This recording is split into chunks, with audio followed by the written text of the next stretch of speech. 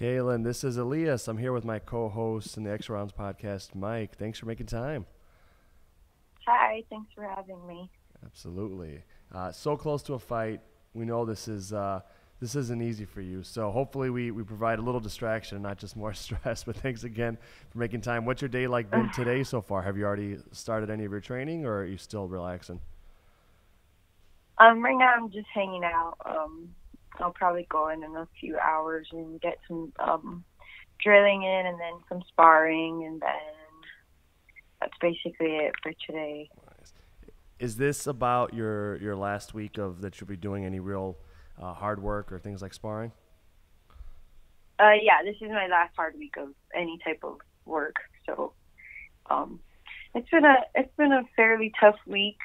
Just trying to finish off strong, because I know next week I'll be able to just relax and kind of focus a little bit more on just being mentally strong and stuff. So, yeah.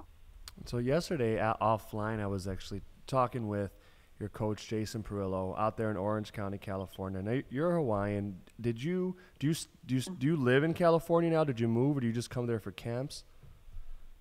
Yeah, I live in California now. Okay. How long ago did you make that move?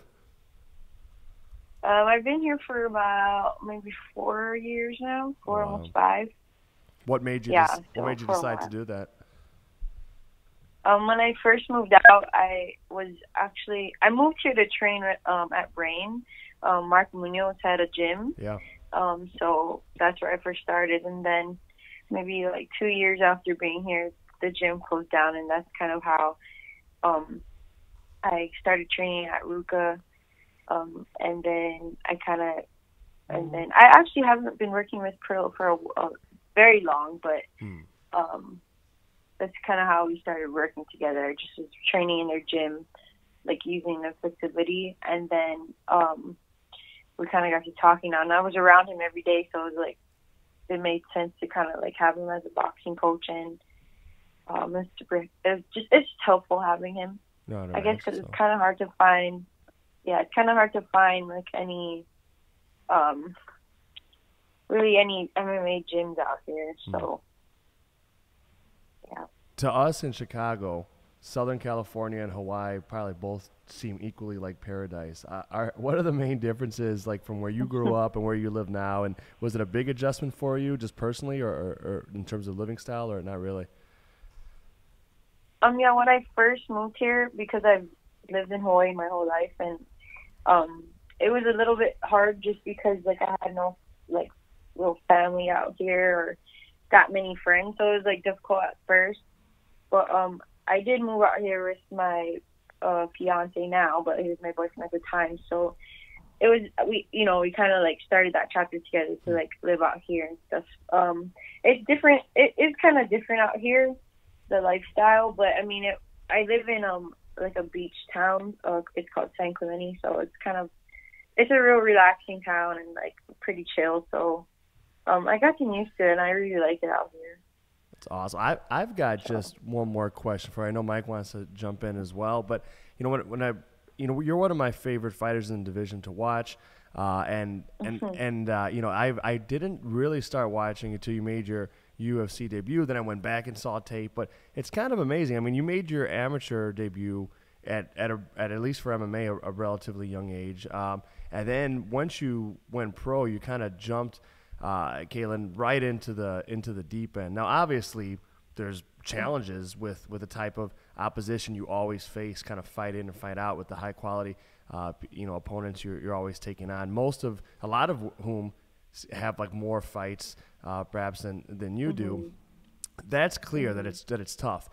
Has there been any upside, if you think about it? It's just jumping right in as you have to really the elite talent pool. Like you didn't even get fights in an Invicta before going to the UFC. You went right into UFC and all that. Like, is there any positive side to that for you when you look back on it? Shoot, yeah, that's a good question. It's tough because like I guess I didn't like getting the UFC contract at the time. I wasn't really like, I was getting signed after winning like 3 of my first professional fight. So I was like coming in, getting that contract very confident. Like I was like, at the time, I guess I was just like, I didn't know how inexperienced I actually was until like I started getting more and more fights and getting more of that fight experience. So like looking back on it, I mean, I know it's tough because it's like every fight that I go into, it's always like I feel like it could be my last fight with the UFC just because of like the way my record looks. But at the same time, it's like I have such like close fights or like really good fights. I put on really good shows. So, I mean, that's the whole another, like, I don't know, it's hard to talk about just because like I have to like, right now I'm just focusing on what's next, you know, like I can't really look back and say like, well, maybe I shouldn't have, because I'm already here. I'm already in the UFC. I already had like 4 fights. Regardless of the outcomes of those I'm getting another opportunity. So it's like, this next fight for me is huge. Just like, but I'm approaching it as I would any other fight. Every fight for me is huge, but I know that like, this is a good opportunity for me to finally like pull through and like get the win, and especially facing Alexandra. Her record, she's undefeated, so it's gonna look really good for me if I get the win this next fight. You talked about the feeling that it could always be your last fight, and I think that's a thing, you know, people always point to, feeling like your back's against the wall. Is that a real thing, and is that something you have to deal with, and how do you deal with it? At this point, I just kind of take it with a grain of salt, like whatever anyone has to say, because when I see something negative, like, oh, you on any type of social media, platform, some people, not a lot of them, but like I do get like these comments like, oh, she better win this fight or she's gonna get cut, or like people will say like, how is she still signed to the UFC, blah blah blah. But it's just like I just take that with the bad with the good, you know, and just kind of roll with it, just because it's like, I mean, what else am I going to do? I put on great shows.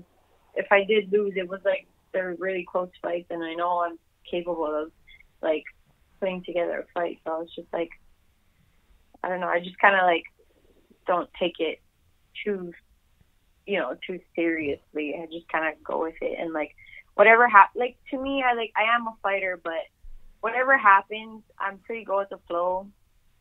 I don't think that if I got cut from the UFC that I wouldn't be able to like fight in different organizations. But I don't know, right now this fight is like basically where all my focus is, because this is a very important fight for me to win. So I think that's just what I'm focused on the most right now. Well, we're glad you're trying not to pay any of that stuff too much mind, you know, and anyone who knows what they're watching looks at your fights and see that your skill and your talent is self-evident. So we really appreciate you being on so close to your fight again. We're really looking forward to watching you, and we hope you have let her rip out there and have a good time just expressing yourself, and look forward to talking with you after the fight as well. Right on. Thank you, guys. You're welcome. Take care, Kailin.